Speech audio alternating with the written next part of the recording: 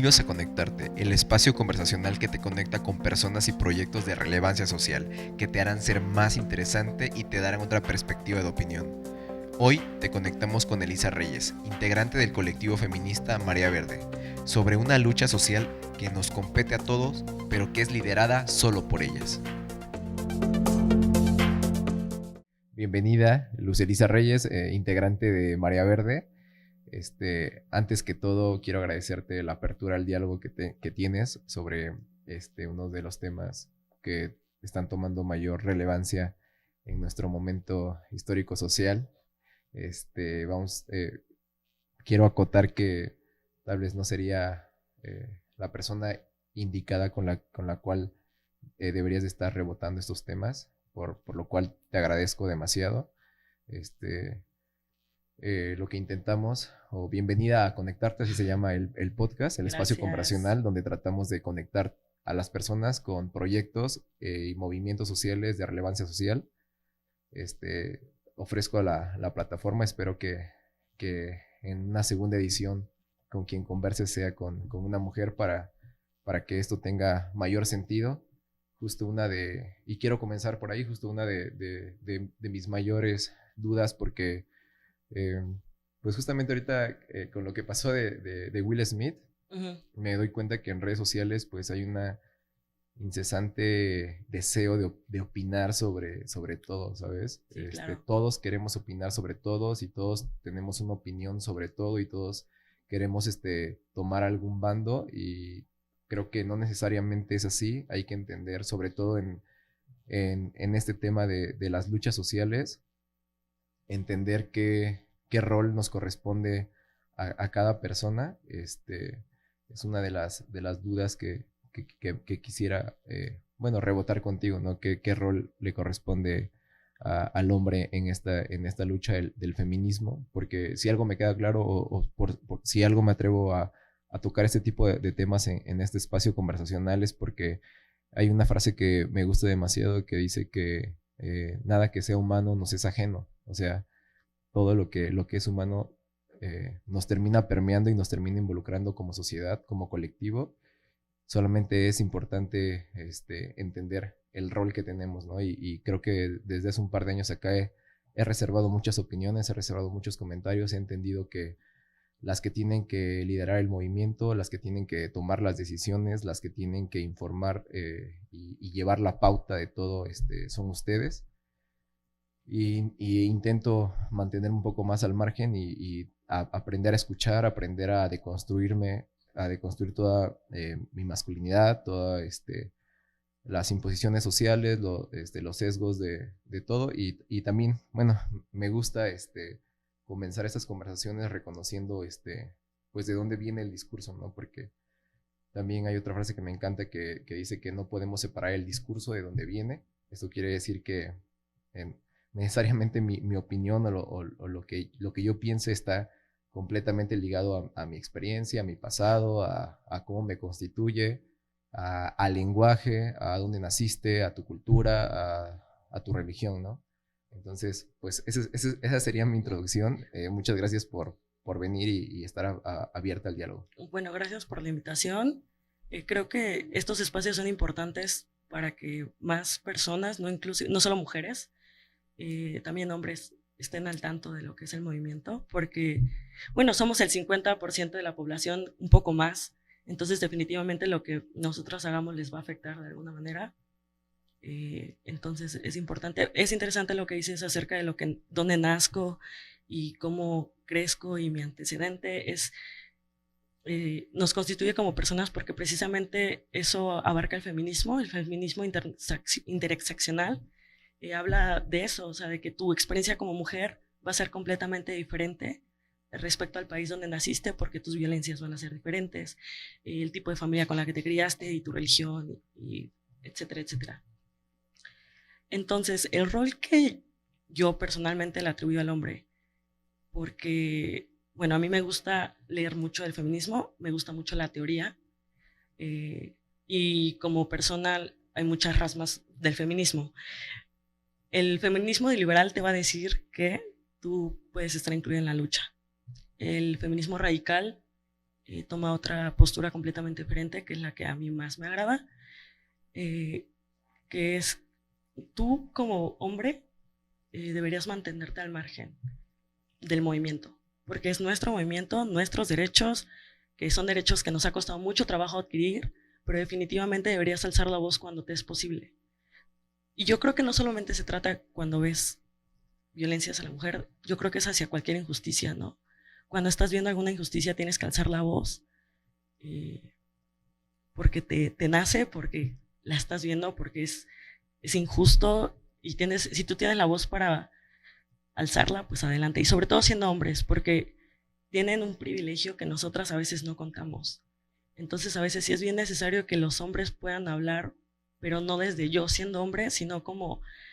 A mí lo que me gusta mucho es que los hombres hagan, es que reconozcan a las demás mujeres, o sea, que les den espacios para hablar, sobre todo cuando ellos pueden hacerlo. O sea, por ejemplo, un comediante que pueda decir, tal comediante deberían escucharla porque está haciendo cosas buenas. Eso es lo que a mí se me hace correcto.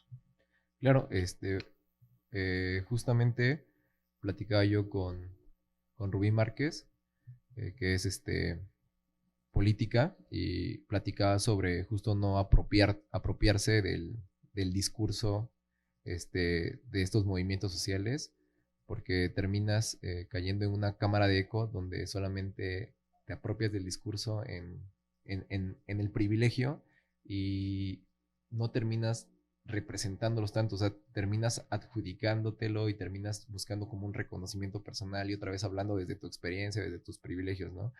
Que sí debemos de crear estos espacios para que estos grupos de subalternos puedan hablar ellos en nombre de ellos mismos, no nosotros apropiarnos de esos discursos, sobre todo en este caso del feminismo, porque como bien lo mencionas, ni siquiera son una minoría, de hecho son mayoría. Sí.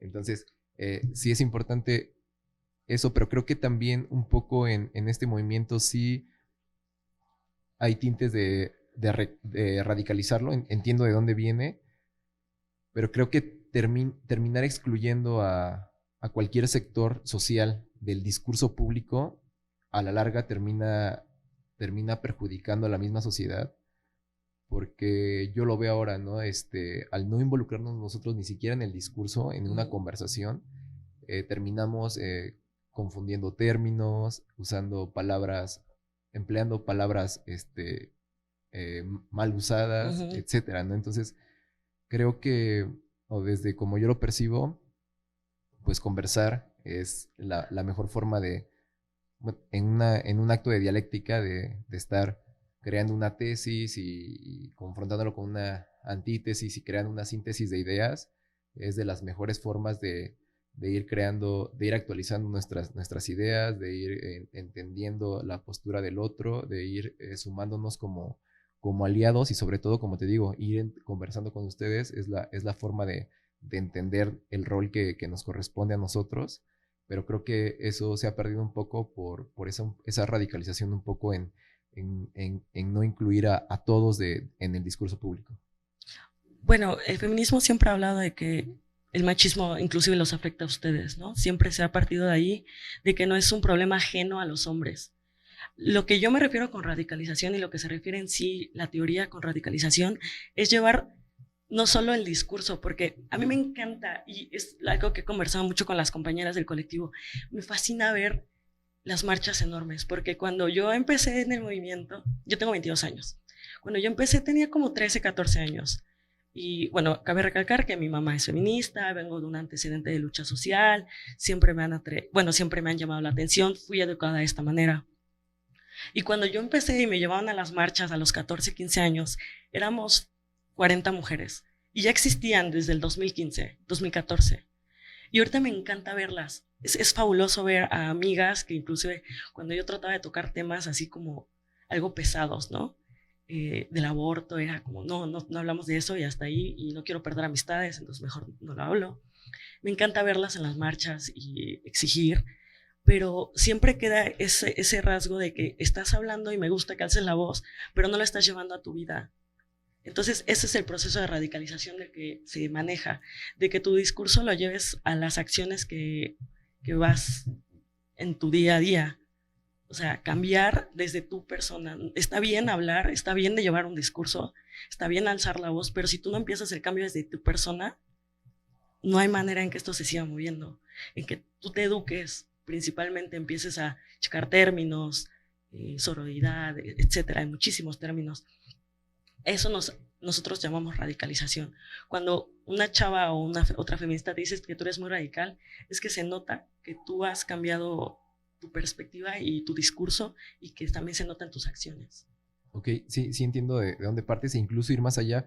Estaba leyéndose, bueno, leí una crítica, ¿no? De que, bueno, ok, ya logramos que se refieran a ti como ella, ¿no? Pero sigue sin trabajo. O sea, ¿qué quiero decir con esto? Que mientras no cambien las condiciones materiales y mientras no haya un cambio estructural en nuestro sistema, pues difícilmente vamos a ver un cambio más progresivo, un cambio uniforme, ¿no? Y hacia allá va dirigida mi siguiente pregunta, si también lo percibes así, ¿no? Que justo como dices, el conversar, el tener espacios donde discutir estos temas, sobre todo viniendo de ustedes, es un primer paso para lograr cambios sistemáticos o debería ser viceversa, ¿no? Lograr cambios sistemáticos porque solamente en esos cambios estructurales brindando condiciones materiales óptimas para ustedes, condiciones de igualdad, de equidad, de seguridad, de salud, de democratización de acceso a muchas cosas que no tienen oportunidad ustedes ahorita en este momento. Solamente así podría venir un cambio de discurso y un cambio de mentalidad. O sea, es un poco una paradoja, ¿no? Como un poco Sí, del el huevo, huevo la y la gallina. gallina. ¿Cómo lo percibes? O sea, sí sería primero cambiar el discurso y después cambiar las condiciones materiales, o necesitamos cambiar las condiciones materiales para que el discurso permee de manera más uniforme. Bueno, creo que actualmente está haciendo lo contrario. Estamos cambiando el discurso, que así empezó todo. Creo que empezamos hablando, por ejemplo, hablamos del voto. Se empezó el voto en México en una convención de maestras de Yucatán y así empezó. O sea, empezó hablando y después, desgraciadamente, tuvimos que pedirlo, tuvimos que arrancarlo, fue algo difícil, pero siempre creo que actualmente es primero el discurso y después las acciones, porque no creo que a alguien le nazca hacer un cambio si alguien no lo exige actualmente.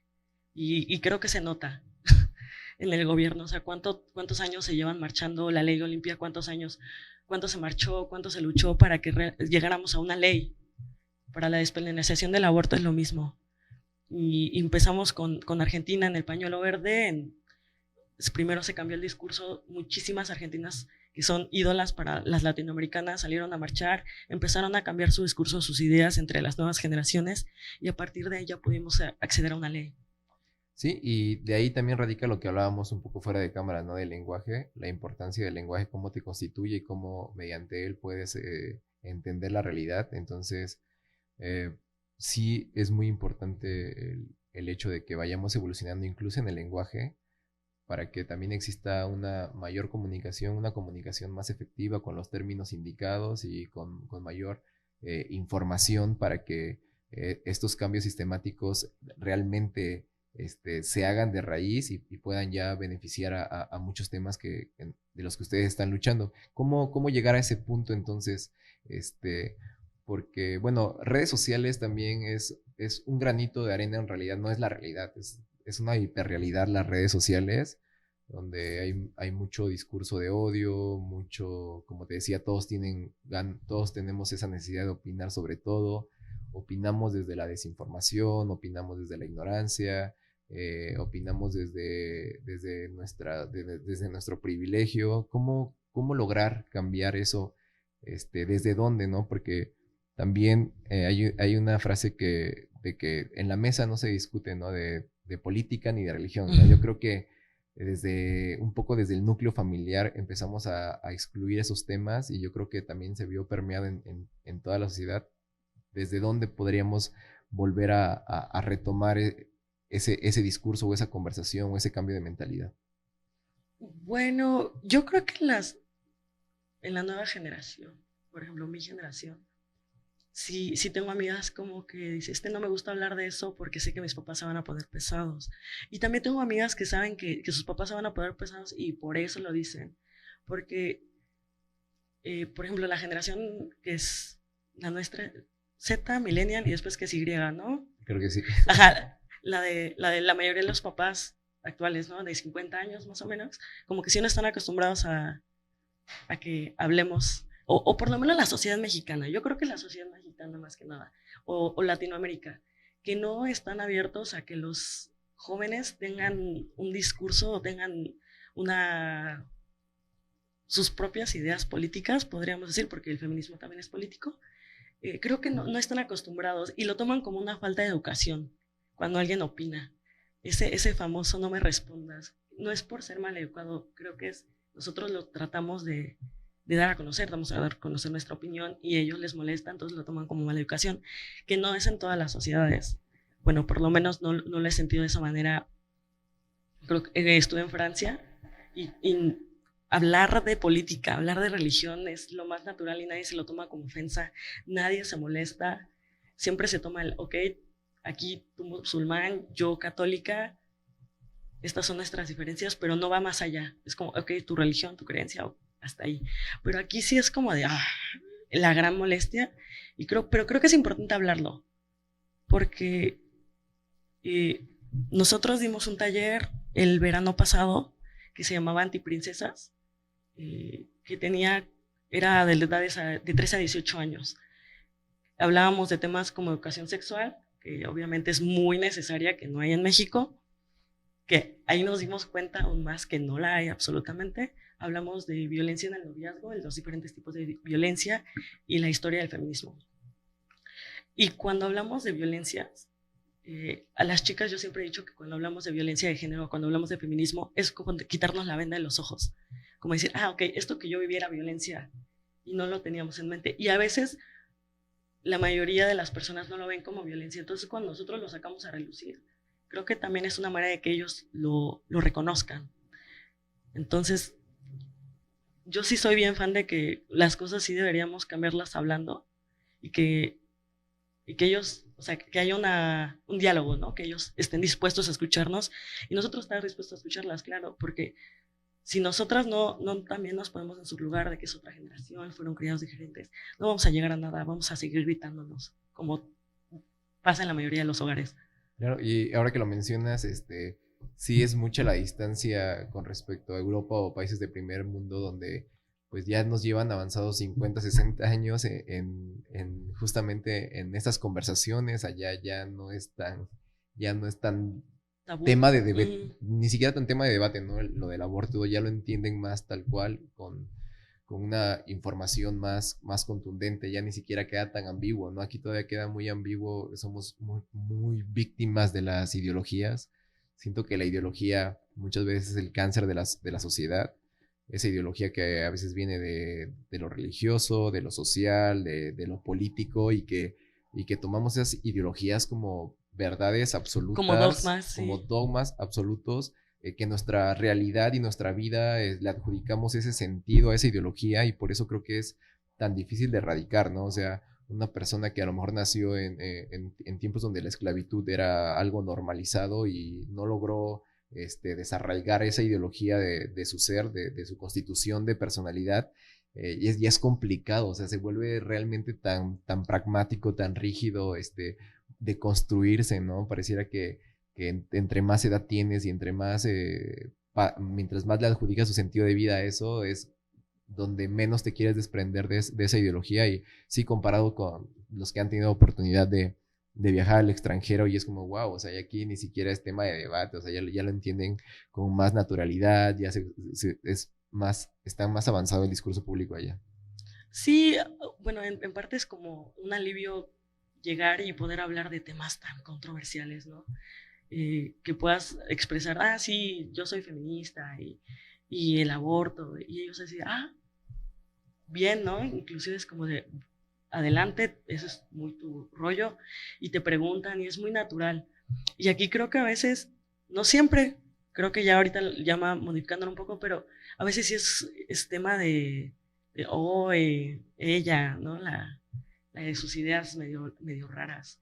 Pero de algún punto tenemos que partir definitivamente y sería ideal que fuera eminente el diálogo porque creo que vamos a terminar perdiendo mucha relación con generaciones anteriores a la nuestra, bueno, con nuestros abuelos, con personas que no aceptan tus ideas. Inclusive pasa entre religiones, ¿no? Cuando una familia se cambia de religión y la otra está en otra religión, se dejan de hablar y es como de, ok.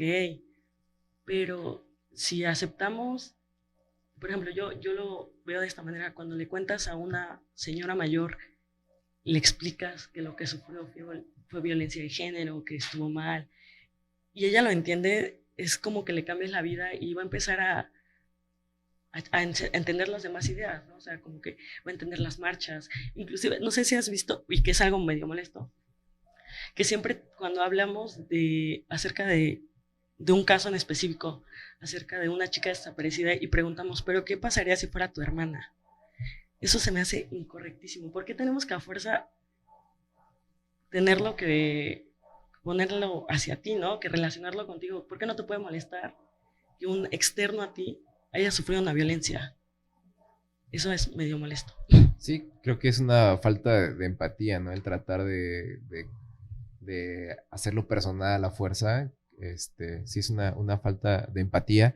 Y en este mismo sentido de lo que comentas, ¿no? Que sí es un primer paso el discurso, pero no sirve de nada si no lo llevamos al activismo. Definitivamente. Se queda solamente, también que quede solamente en una conversación y que no lo lleves más allá, pues tampoco termina siendo un cambio sistemático.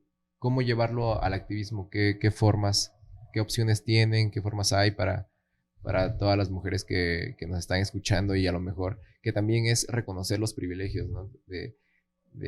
Escuchaba la gente que está, por ejemplo, molesta de que rayan los monumentos o algo así, pues es porque están viéndolo desde un total privilegio, no tienen esa empatía con personas que están sufriendo casos más radicales, sufrimiento más radical. Entonces, entendiendo que también no todas las mujeres tienen el privilegio de ser activistas, ¿no? Que ni siquiera tienen un despertar de conciencia, como bien lo mencionas, que también me gustaría acotar eso, que mencionan que, por ejemplo, los estados, o como de los estados regresas, ¿no? O sea, estás, no sé, del estado de ebriedad regresas, del estado de alguna sustancia regresas, pero de los niveles de conciencia ya no regresas. O sea, en el momento en que tú te vuelves consciente de alguna problemática, como lo contabas con alguna persona que le haces ver ciertos tintes de que sufrió de violencia, etcétera, cuando logras ese nivel de conciencia ya no regresas. Entonces es importante, ya que están concientizadas y que tienen el privilegio de ser activistas, ¿qué recomiendas? ¿Qué opciones hay? Bueno, lo que hablábamos con las chicas del curso, que eran niñas, adolescentes, siempre les dijimos, ok, ahora ya sabes, ¿no? Ya tienes el contexto, ya entiendes la lucha que hemos llevado durante años, porque hablamos de la lucha del feminismo en México, y entiendes las violencias que están sucediendo ahora. ¿Qué planeas hacer? Yo creo que una de las cosas más importantes es tener sororidad. O sea, ya que entiendes el concepto, entiendes las violencias, poder apoyar a cualquier amiga, creo que eso para mí es primordial. Poder apoyarnos entre nosotras. Y si no puedes hacer, porque nos ha tocado que muchas chavas nos escriben por Instagram, por ejemplo, yo manejo Instagram, Twitter y Facebook de Marea Verde, nos escriben, si quiero ir a la marcha, pero mis papás no me dejan, ¿qué puedo hacer? Entonces nosotros, lo que siempre se hacen en esos días que son importantes, por ejemplo, el 8M, el 28 de septiembre, es participar en redes sociales, ¿no? Para hacerlo más visible, creo que sería ideal, e informarte. Hay un montón de lecturas. Yo siempre a las chicas del curso les sigo pasando libros como, ok, este está bueno, denle una leída, está este caso sucediendo en Veracruz. O sea, hay que ya estás despierta, pero tienes que seguir viendo que sigue sucediendo, que no te está pasando a ti, pero le pasa a muchas, inclusive no en tu país, pero en otros países, en otros estados. Entonces, si tú no tienes el privilegio de hacer activismo público, creo que de todos modos llevarlo a la conversación con la mayor cantidad de gente posible sería ideal, y siempre poder ayudar a una mujer que lo que lo necesite. Y estar en contacto con las colectivas. Que no puedas ir a las marchas no quiere decir que no seas parte. Tenemos muchas chicas que nos escriben que no puedo ir a la marcha, pero les puedo hacer carteles. Y es como, adelante, de la manera en que puedas participar, en la manera que te puedas relacionar con nosotras, va a ser excelente. ¿Qué tan esperanzador es el cambio? ¿Crees que en nuestra generación nos toque ver un cambio tangible, aspirar a una equidad, a una igualdad? ¿Crees que nuestra generación lo logra alcanzar? A ver, porque contextualizando históricamente, pues tiene 50 años que las mujeres pudieron acceder al voto, ¿no? Entonces, son cambios que van muy acelerados, pero que no tienen mucho tiempo. O sea que realmente la opresión hacia el género femenino, pues data de miles de años. Y el movimiento, el despertar, data de hace unos pocos logros contundentes, ¿no? Participación en política, etcétera. ¿Crees que nuestra generación logre disfrutar de una equidad de género? Espero que sí. y realmente creo que sí, porque cuando sales a las calles, cuando ves las marchas, creo que cada año son más grandes. Entonces, eso significa que mujeres o más generaciones van despertando. Quiere decir que nosotras nos damos cuenta de lo que está sucediendo a nuestro alrededor y por lo tanto tenemos la capacidad de alzar la voz al respecto. Entonces, quiero creer que sí. No es a ciencia cierta, ¿no? Por ejemplo, algo que no me acuerdo a quién lo leí, pero de que cuando pasan cosas políticas importantes, una de las cosas que van a pasar principales va a ser tratar de quitar derechos. Por ejemplo, en Afganistán, ahorita, bueno, que hablábamos del caso en Ucrania, las violaciones que están sucediendo hacia las mujeres, violaciones sexuales por parte de la guerra son cada vez más y más y más con el paso de los días. Entonces, quiero creer que sí, pero no estoy segura. Esperemos que sí. Esperemos que sí. Realmente, bueno, es esperanzador por la despenalización del aborto, las ley Olimpia, ley Ingrid, el mayor despertar de las nuevas generaciones, que ya siento que a veces tocar estos temas ya no es tan difícil como lo era antes. Y que cada vez hay más. A mí me inspira mucho que cada vez hay más chicas. Entonces creo que a veces los gritos que podemos dar cada vez pueden ser más altos y pueden ser escuchados por más personas, entonces puede generar un cambio, ¿no? Es como tirar la pieza del dominó. Claro. Sí, esperemos que sí, pero también algo que me agrada es que cada vez se vuelve más crudo, más contundente, más firme el discurso por parte de ustedes para hacer entender a las personas, ¿no? Que tal vez ven que por una marcha su percepción cambia, ¿no? Es como, ok, ya se logró, ¿no? Algo, ya se logró alguna equidad, pero pues lo explicaban con el racismo, ¿no? O sea, no puedes emparejar algo que trae miles de años de beneficios estructurales para ciertas personas. ¿Cómo emparejas eso, no? O sea, lo explican con la meritocracia, ¿no? Que la meritocracia sí.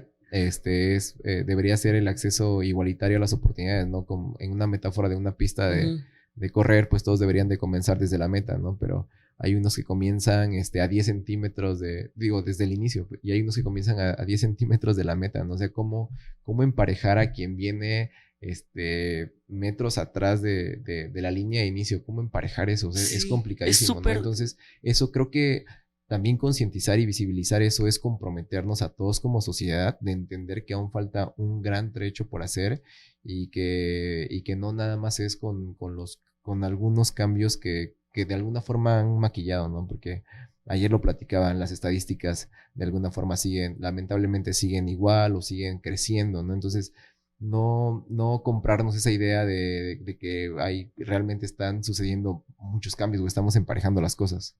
Sí, claro, o sea, lo vemos se ve muy lindo. Ok, ya tenemos esta ley, ya accedemos a esto. O el clásico, no, pues, ¿qué más quieren? Ya pueden estudiar, ya votan, como quieren todavía más.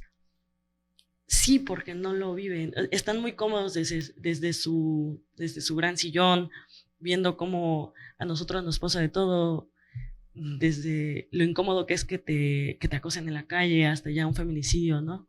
Desgraciadamente, o sea, siempre quiero verlo de esta manera esperanzadora de sí, las nuevas generaciones nos van a ayudar un poco, las marchas son más grandes, pero hay que radicalizarlo un poco hacia nuestras acciones, hacia la casa, hacia el contenido que consumimos.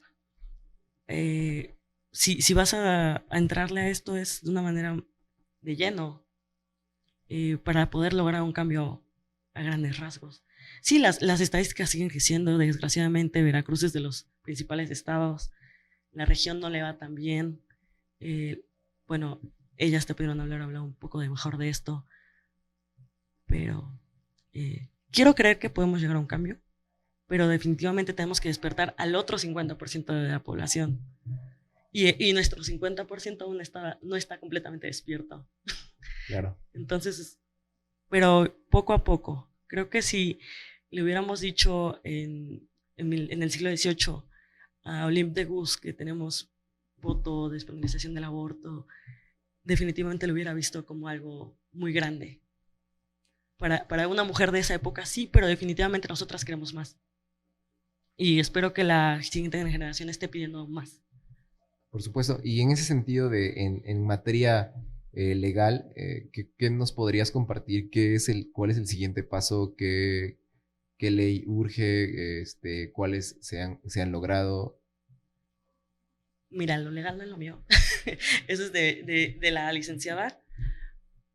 Pero nuestro colectivo tiene, bueno, como principal Marea Verdes acerca de la despenalización del aborto. Definitivamente hablamos de otro tipo de violencia y de todas las violencias hacia la mujer, pero la despenalización del aborto definitivamente fue un gran paso, pero ahora sería que sea correcta el procedimiento en Veracruz, por ejemplo. El procedimiento que siguen las clínicas no es correcto. Entonces, está bien que esté la ley, como está bien que esté la alerta de género, las 3 alertas de género en el estado de Veracruz, o 2, dos alertas de género en el estado de Veracruz, pero no nos están sirviendo para nada. Es lindo, es bueno saber lo que está despenalizado, que en Veracruz es legal, pero si no se está haciendo algo contundente, no hay para dónde. O sea, es como reconocerlo, pero no hay acciones. Sí, lamentablemente como en la mayoría de los casos que tienen que ver con leyes aquí en México hay un 99% de impunidad. Entonces, sí, aunque esté plasmado en la ley, si no se cumple, pues tampoco va a haber un cambio contundente. Y bueno, justo ya trasladando esta conversación a la zona, ya aterrizando un poco en Marea Verde, platícanos quién lidera el movimiento, cómo se conforma la página de Facebook, un poco de la historia de Marea Verde. Bueno, el movimiento se conforma, bueno, siempre hablamos de feminismo, ya cambiando un poco la conversación, hablando de feminismo, cuando tú hablas con cualquiera feminista de una colectiva, te va a decir que el colectivo se fundó entre amigas. Y eso fue exactamente lo que pasó.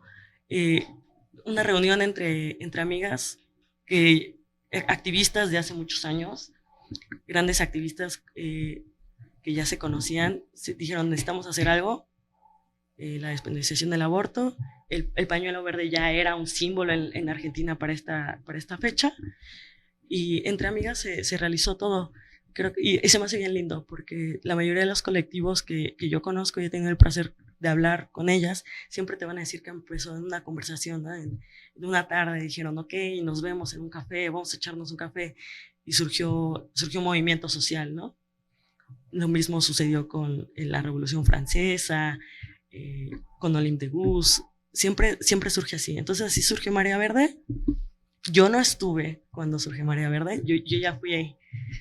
Bueno, por ser hija y por ser de muchos años, con ellas ya me incluyeron, pero pues básicamente surge así, y surge con el primer pañuelazo que se hace en la zona, que fue muy chistoso, porque no duraron horas, ni 10 horas esos pañuelos, los quitaron luego, a pesar de que no se estaban hallando nada de Orizaba. Creo que lo mismo que pasa con las pinturas, ¿no? Que rayan los nombres, rayan los monumentos, se trata de hacer iconoclasia, pero no dura mucho.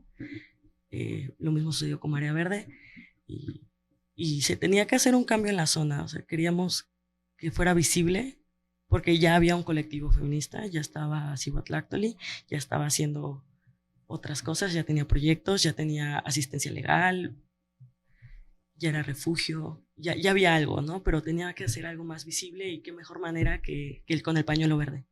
¿Y qué relevancia tiene su posicionamiento en redes sociales? Acompaña, ¿hay algo más de fondo? Yo desconozco si, o sea, bueno, imagino que brindan asesoría legal y debe de haber bastantes beneficios por parte de Marea Verde y cualquier otra constitución de colectivos, pero que nos compartas un poco las actividades que realizan, si tienen un día en específico para reunirse, si hay foros de conversación, si hay foros de concientización, de ayuda, los horarios, los días, y cómo acompaña a redes sociales con estas actividades. Bueno, en redes sociales es la presencia de que hay alguien, ¿no? En la zona, que ya hay alguien, ya hay feminismo en la zona, que aquí estamos y que pueden pedir ayuda cuando se les ofrezca. Marea Verde cuenta con acompañamientos,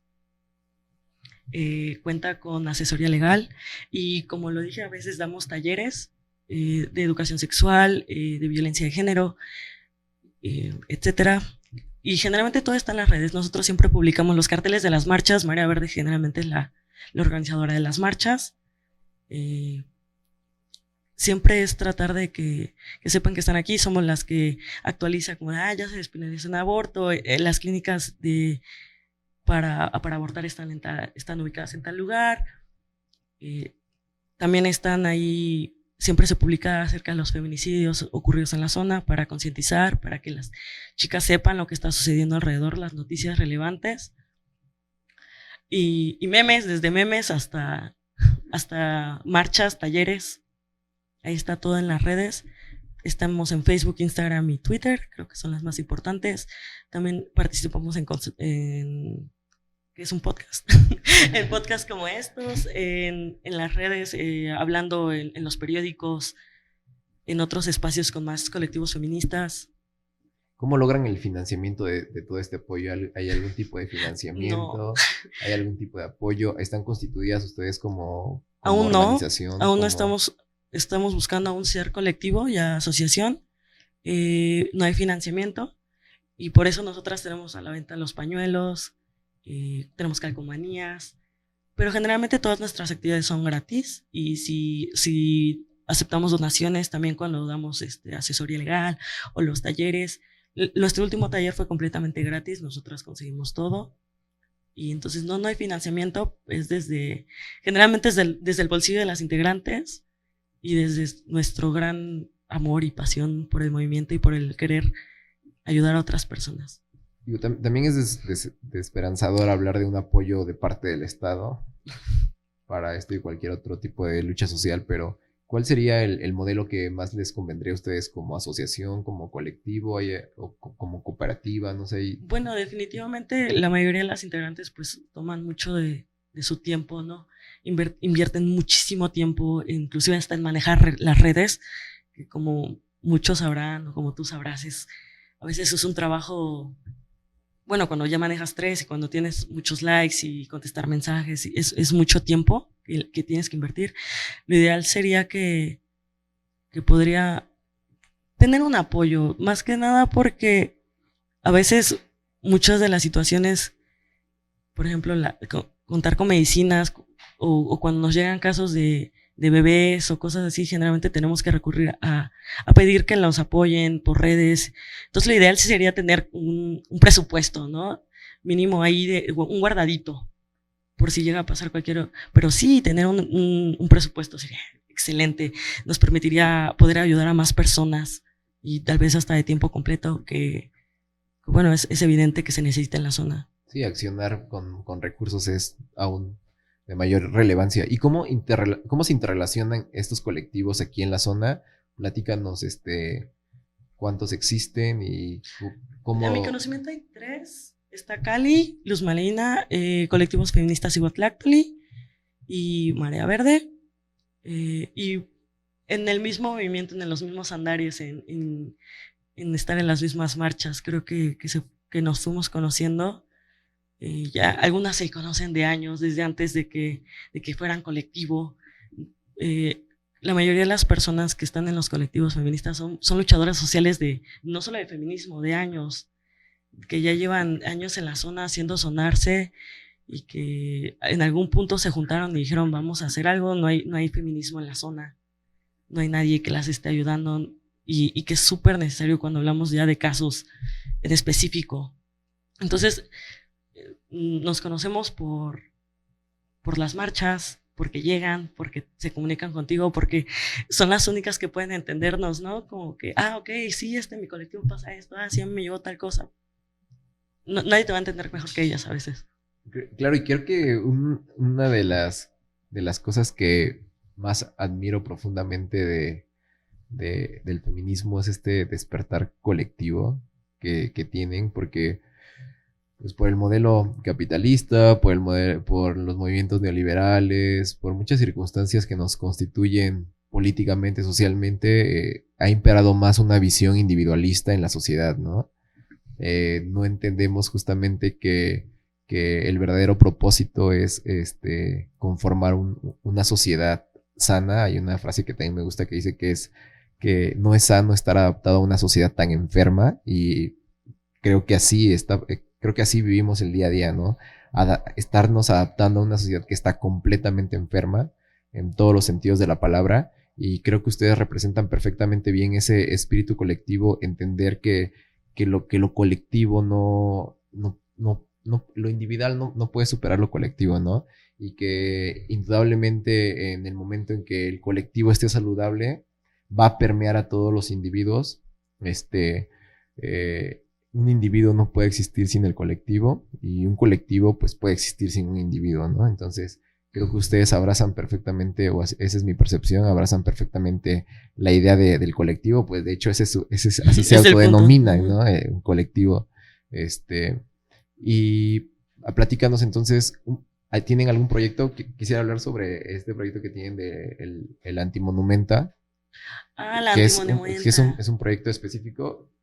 Sí, bueno, la Antimonumenta fue no solo en Orizaba, fue en toda la República Mexicana.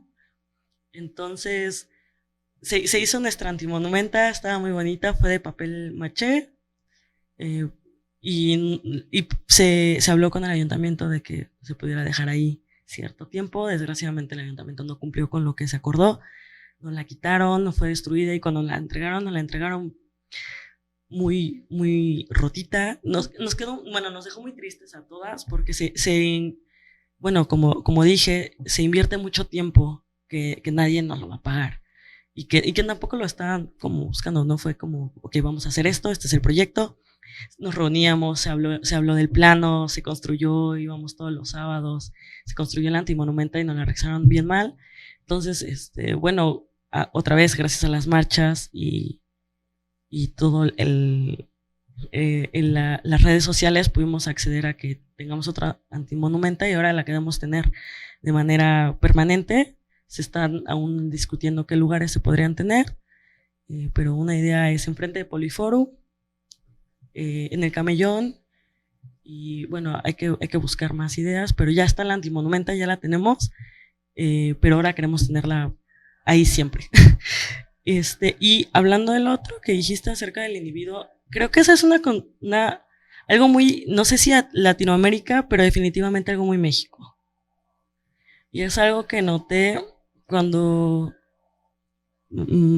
estando en Francia, que hablaba de casi todos los días había una marcha, había una protesta, y siempre era como por él. Y bueno, hablando de Francia, ¿no? Los reyes en los derechos, los primeros en revolucionarse, siempre había una marcha, y siempre se activaba como colectivo. O sea, había una injusticia en tal empresa, toda la empresa va, ¿no? No es como de a mí esto no me afecta, todos van. Entonces eso sí me impresionó mucho de allá, y espero que en algún momento lo podamos aplicar en México, porque definitivamente no solo con las mujeres, sino en todo México siempre hay un montón de desigualdad, hay muchos derechos, sobre todo en los trabajadores. A mí me impresiona que ellos también trabajan sus 8 horas y hasta ahí. En México no sucede, como que alzar la voz y tener eso tener la conciencia y tener la educación, estar educados a ver las marchas como de manera natural, de que alguien está exigiendo sus derechos y que sea lo más normal del mundo y que sea como bien, adelante, al contrario como sucede en México, que se publican cosas de las marchas, fotos y ponen mujeres sin qué hacer. Es como de, sí hay que hacer, pero nos tomamos el tiempo porque es necesario. Sí, pues volvemos a lo mismo, ¿no? Que platicábamos en un principio, la importancia de la colectividad y justo siento bastante feo que justo las luchas sociales se segmentan en lugar de apoyarse entre sí, de volverse aliados, cada quien está en su lucha y termina siendo segmentada también, ¿no? Creo que políticamente les conviene, ¿no? Que la convocatoria para esto pues fue poquita, y eso para esto fue poquita, y cada quien termina en ese también, en esa situación individualista y segmentándonos, pues también para eso sirven esos espacios y también para eso debería de existir mayor comunicación entre los individuos. Volvemos a los mismos principios que no está de más recalcarlos porque es de mucha relevancia. Y con respecto a lo del antimonumenta, por supuesto que un monumento no va a arreglar nada, pero me parece una extraordinaria visión porque justo la definición de un monumento es que representa tu contexto social e histórico actual, ¿no? Y que como el ángel de la independencia, por ejemplo, que representa la libertad y dices, hey, hace un chingo de años que no hay libertad, que la libertad es vulnerada y todo, y ahí está, ¿no? E intocable, ¿no? Intocable, exactamente, dices, es que es eso, o sea, los monumentos deberían de representar el momento histórico social de los lugares, y si ya no te representan los deberías de tirar, o sea, si no te representa el monumento a la libertad porque no hay libertad, pues se debería de tirar. Entonces, sí me parece un aporte muy valioso. De hecho, cuando rayaron en la Ciudad de México, bueno, cuando se fue iconoclasia, en una marcha, que todos estaban así, no, ¿cómo puede ser esa escultura padrísima? Y el escultor salió a decir, no, al contrario, para eso fue construida, tiene que representar lo que está sucediendo en el país en este momento, y si en este momento del histórico hay injusticia, eso tiene que representarlo, para eso es. Hay otra que también era agregado al arte, ¿no? Claro, representa un poco más allá, y aparte el arte es para eso. Ya hablando desde ya mi posición como artista, para eso hacemos arte. El arte es completamente político y debe de ser así. El arte siempre ha sido político y un montón de cuadros representan mucha la situación política de ese país. Picasso con el Guernica, y podemos hablar de muchas más cosas, de muchas otras obras de arte que tienen una representación política y históricamente representan algo.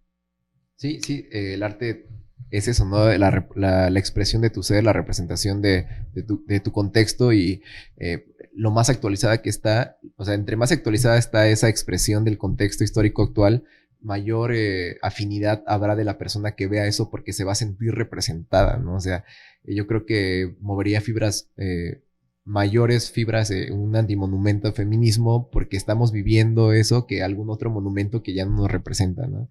¿Y qué falta? ¿Por qué no existe ese apoyo de parte de los ayuntamientos? ¿Por qué existe ese rechazo a ese tipo de proyectos que, como te digo, o sea, inclusive llegan a ser pues mínimos a comparación de todo lo que significa el movimiento y todo lo que nos falta por mejorar? ¿Y por qué ni siquiera apoyan ese tipo de Bueno, definitivamente porque no es prioridad para ellos, ¿no? O sea, ¿qué quieren? Como su prioridad no es el feminismo, no es el cambio social.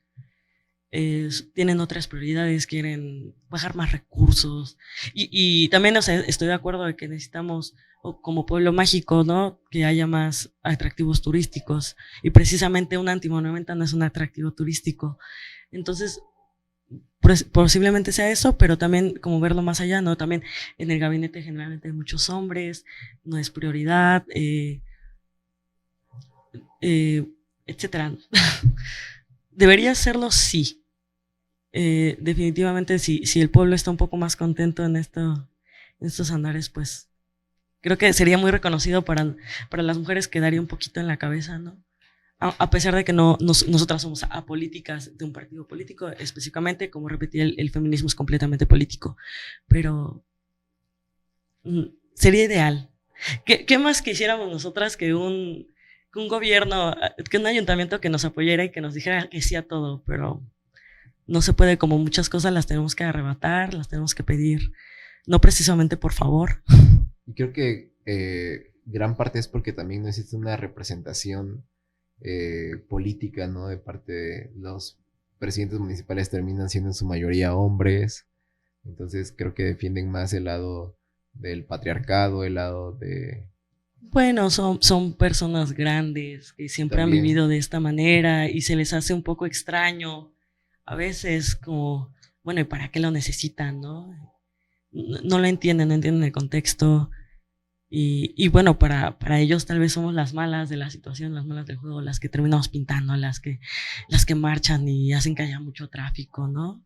¿qué tanta tolerancia hay por parte del movimiento en general y en tu caso, y por parte tuya también con respecto a estas ideologías machistas, a encontrarte a un alcalde, a un servidor público, a un maestro, a un amigo? ¿Qué tanta tolerancia hay que sigan perpetuando el discurso machista, que sigan en pro del sistema patriarcal? ¿Qué tanta tolerancia hay? Porque mucho de no participar en esas conversaciones fue porque entendí que la tolerancia es cero de parte de una mamá que ha perdido a su hija, que busca a su hija, pues no quiere dialogar, no quiere incendiar la ciudad. Es completamente entendible y lo menos que quieres es que le estés preguntando que es del movimiento, de cosas así, ¿no? Cómo está bien emplear una palabra u otra. Del movimiento en general, qué tanta tolerancia hay y desde tu privilegio, porque todos tenemos privilegios, desde tus circunstancias, desde tu contexto social en específico, también qué tanta tolerancia tú manejas o cómo lidias con esos discursos de odio también que a veces te encuentras en redes sociales o inclusive de personas más cercanas. Eh, ay. Como persona, siempre desde que estuve en la secundaria yo era la que el maestro hacía un comentario incorrecto y yo era la que disculpe y siempre fui así. ¿Por qué? Porque fui educada de esta manera, porque desde mi privilegio, porque sí considero que fue un privilegio haber nacido y haber sido criada de esta manera, haber sido criada conscientemente, con empatía, porque eh, siempre se hablaron de movimientos sociales en la casa. Mi mamá, que admiro muchísimo, siempre habló, siempre me dijo, oye, esto está mal, siempre me mandó a talleres, ¿no? Inclusive desde pequeña, como de, ok, vete al taller de feminismo, y ya de más grande yo lo estoy buscando sola. Entonces, desde mi privilegio, de que conozco, porque mi familia me ayudó a conocerlos, eh, puedo decir que siempre yo fui la que estuvo hablando y que siempre estuvo alzando la voz a los maestros y se molestaba, inclusive cuando nos llevaban las pláticas de educación sexual y era una persona religiosa diciéndonos que no tuviéramos educación sexual. Yo era la primera que hablaba y decían, no voy a aceptar esto, la educación es laica, bla, bla, bla. Entonces, en ese aspecto no soy tan tolerante. ¿Por qué? Porque alguien tiene que alzar la voz, número uno, y dos, porque no va contra... Porque, sobre todo si es en la escuela, cuando nos llevan a un párroco a hablar de educación sexual, buenas tardes, la educación es laica, ¿qué hace esta persona aquí? Y no es la persona más adecuada a hablar de educación sexual, porque esto no es educación sexual. Entonces, nunca he sido muy tolerante al respecto. No soy tolerante ni con mis amigos. Mis amigos ya saben a lo que se atienen cuando vamos a platicar de algo, que yo voy a ser la que dice, hey. Y con el movimiento creo que es lo mismo. Nosotras, por ejemplo, cuando se hablaba de este político que querían poner de candidato, ¿en dónde era? En Oaxaca, me parece. No era en Oaxaca, en Guerrero. ¿Quiénes fueron las primeras que hablaron, no? Pues nosotras. Inclusive, cuando hablo de radicalizar un poco, también hablo de esto, no tolerar este tipo de cosas. No se pueden tolerar. Creo que ya estamos en un punto histórico en el que ya tenemos más abiertos los ojos y que no lo deberíamos de tolerar. Y respecto a los comentarios en redes,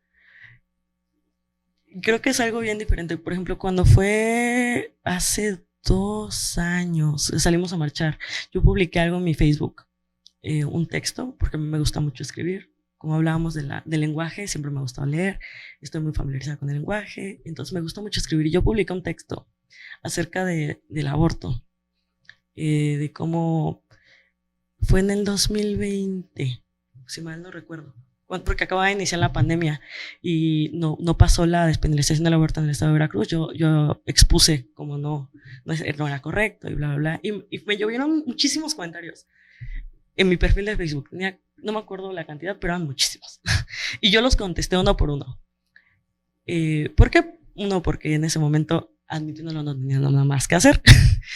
Y dos, porque sí lo tomé de una manera, ya leíste todo lo que yo opino, ¿quieres opinar? Ok, te voy a contestar. Pero siempre me encuentro con que los comentarios no están a la altura, y eso es muy, muy, muy, muy común. Los comentarios no están a la altura de la discusión. Sí, termina siendo muy desgastante, ¿no? Entonces, en algún punto sí es desgastante y a veces ya no comentamos y entendemos también el contexto.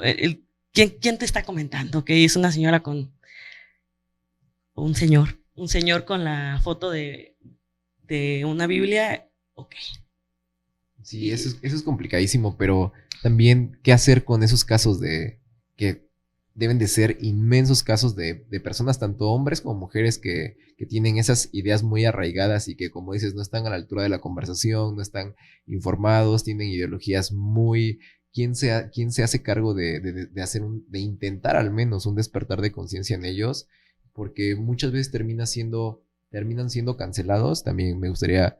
¿qué opinión te merece la cancelación? Si es una vía de cancelación y de excluir, otras volvemos a lo mismo, no excluirlos del discurso público, pero pues ahí quedan. ¿Quién se va a hacer cargo de esas personas que a lo mejor también, siendo empáticos con ellos, entenderíamos en el contexto en el que fueron criados, sus circunstancias? Porque pues algo que cabe destacar es que nadie nace machista. O sea, el machismo claro, es o arraigado o se constituye en tu personalidad. Pero siendo empático con una persona que tiene esas ideas arraigadas, ¿qué hacer con esas personas? Mira, yo tampoco creo que sea nuestra obligación estarlas educando. Creo que si ya alguien te llamó la atención o te dijo, sabes que lo que acabas de hacer es machista, no es correcto, creo que tú como persona probablemente deberías empezar a cambiar tú. No tenemos la obligación de estarlos educando. Definitivamente se han abierto muchos caminos para que tú puedas buscar en redes, en Facebook, qué es el feminismo, por qué luchan. Pero no puedo estar educando a alguien que definitivamente no quiere ser educado. ¿Por qué? Porque las personas que realmente quieren cambiar ya buscaron antes. O sea, cualquier hombre, mujer que haya querido cambiar y que le haya nacido un poquito, ya lo buscó. Y cuando llegan a ti ya te dicen, ok, sé esto, ¿me puedes explicar? Y tú se lo explicas, pero cuando llegan así, no, pues explícame, pero no están abiertos porque no tienen contexto y no quieren cambiar. Creo que es imposible. Y eso es fundamental, ¿no? Como decía Darwin, de estar constantemente manteniendo la mente libre para que ideas que son, aunque estés tú muy, muy familiarizado con ellas, en el momento en que entiendas que hay datos que las desmienten o hay realidades que las desmienten, tú puedas liberar de ellas, mantener tu mente libre y poder estar constantemente deconstruyéndote e ingresando ideas nuevas y más vigentes a tu cabeza. Pero entonces, ¿crees que termina siendo una responsabilidad individual? ¿No es una responsabilidad de la sociedad? Creo que la sociedad, por ejemplo, lo que se hace también con las marchas es visibilizar. Y muchas mujeres llegan a través de las marchas al movimiento, que dicen, ok, ¿de qué es la marcha? Es acerca de la violencia. Ok, yo sufro violencia. ¿Qué es violencia? Y a través de ahí es empezar a movernos. Y sí creo que la educación es importante. Creo que sería ideal que fuéramos educados de esa manera, ¿no? Pero yo no voy a poder cambiar a alguien que no quiere ser cambiado, número uno. E individualmente creo que todos llegamos a ello. Definitivamente la sociedad nos tiene que ayudar, pero si la mayoría de la sociedad está, porque el machismo es sistemático, todo esto es algo sistemático, por eso por ejemplo, el racismo es sistemático, la violencia de género es sistemática. Nosotros no podemos hacer nada más allá que ya tenemos las herramientas, aquí están tus herramientas, aquí está toda la información. Al fin y al cabo queda en ti querer cambiar y querer buscarlas.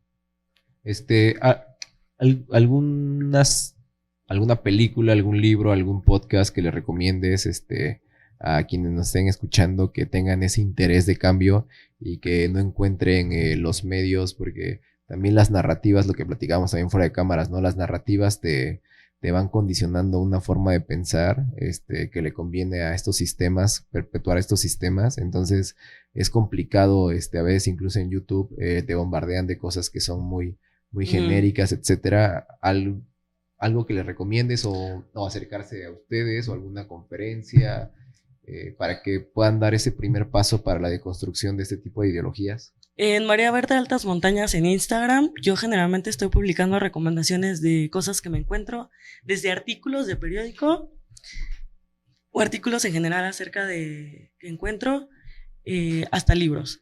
El principal libro que yo recomendaría en este momento sería Feminismo para Principiantes. Es de una colectiva, así lo pueden encontrar en Facebook, lo pueden descargar en Google. Es excelente. Creo que maneja precisamente un feminismo para principiantes. Si ya hablamos de alguien más letrado, que ya la haya leído un poco y quiere conocer más a fondo, Simone de Beauvoir, El segundo sexo, y hay un montón de películas. Una de mis favoritas es definitivamente Las sufragistas, que habla del movimiento sufragista en Inglaterra, que es muy... Es choqueante ver las imágenes. También es padrísimo ver cómo ellas se organizaron. Había otra que se llama, no recuerdo en este momento, es de una abogada, se llama Ruth, acaba de morir, es de Estados Unidos, es muy buena, pero todo está en Marea Verde. Yo generalmente publico allá fichitas donde hago recomendaciones de lecturas, de películas, de artículos y de podcast. En general, todo lo publico ahí porque son las cosas que yo consumo día a día y las trato de compartir con la mayor gente posible. Si gustan mandar un mensaje a Instagram, Facebook o Twitter en Marea Verde Altas Montañas, yo con gusto les puedo pasar todos los libros y conocimientos que hay en mi cabeza. Perfecto, y ahí también entra el rol de la capacidad de autocuestionarte y de estar cuestionando constantemente los significados de las palabras y de tu realidad y de los sistemas para no perpetuarlos, porque si no tienes esa capacidad de cuestionarte, pues volvemos a lo mismo, ¿no? Caes en esas ideologías muy, muy, muy difícil de desarraigar. Bueno, nos queda muy claro y entiendo porque ayer escuché hablar a tu mamá que es alguien a que admiras y que lidera perfectamente ese tipo de movimientos y ese tipo de causas. Alguien más que recomiendes, alguien que admires también en ese sentido, que inclusive a nivel un poco más estatal o nacional, alguien que pueda levantarse un poco en esa representación de líder. ¿Tenemos a alguien o...? Hay un montón. Hay un montón de mujeres en Veracruz. Está la red Remufever, donde están todas las grandes feministas. En la región está María de la Cruz, que es mi madrina, otra gran feminista, años en el feminismo.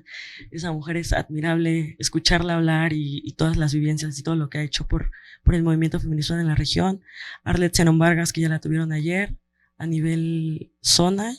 A nivel estado está Yadira, Estela Casados, que es la que hace ella tiene la cuenta de los feminicidios estatales. Ella generalmente nos puede decir cuántas llevamos en el estado, ella hace la cuenta. A nivel nacional hay muchísimas más. Alguien que se me viene a la cabeza, que por si gustan leer su libro también, es Yoconda Belli, es nicaragüense y fue guerrillera. También su autobiografía, El país bajo mi piel, para mí fue un parteaguas en mi educación. Y la colectiva Marea Verde México, a nivel México, admirable toda su labor. Hay otra, Médicas por el Derecho a Decidir, Católicas por el Derecho a Decidir a nivel nacional, que ya es esta conjunción que se escucha casi imposible, ¿no? Unas católicas, claro, que estén apoyando al feminismo y estén a favor del derecho a decidir. Se me hace admirable para las chicas que viven en algún lugar católico y que dicen y que creen que no es comparable su religión con el feminismo. Hay una colectiva que habla de eso, tiene caricaturas, tiene libros, tiene talleres, y ya de lado hay otra colectiva que son marxistas, mujeres, en la Ciudad de México y que ahorita están organizando talleres y salones de lecturas. Pues claro, mira, excelentes recomendaciones, yo creo que también las voy a tomar en cuenta. Hay muchos temas que me hubiera gustado seguir tocando contigo, que desafortunadamente quedan fuera de la conversación.